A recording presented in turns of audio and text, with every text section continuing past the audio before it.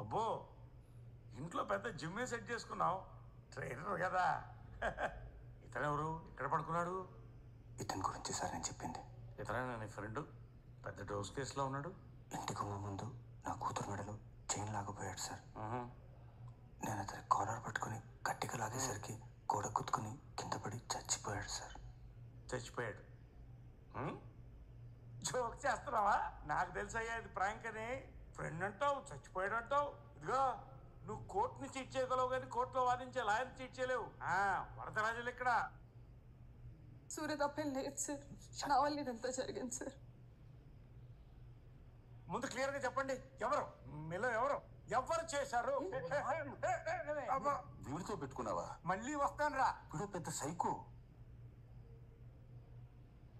నీకు స్టేషన్ చూడాలన్నంత ఇష్టంగా ఉంటే నువ్వు కూడా రావచ్చు.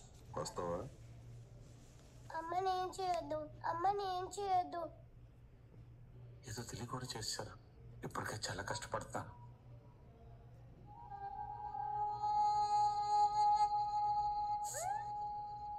పోరంపోకు చదవా రారా స్టేషన్కి. సార్ ప్రాపర్ కంప్లైంట్ ఉండాలి.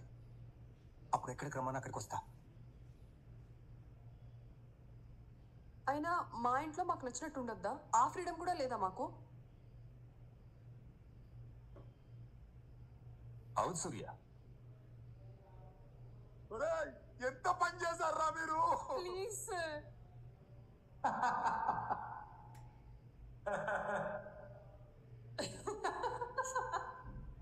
పార్టీ ఇవ్వాలి.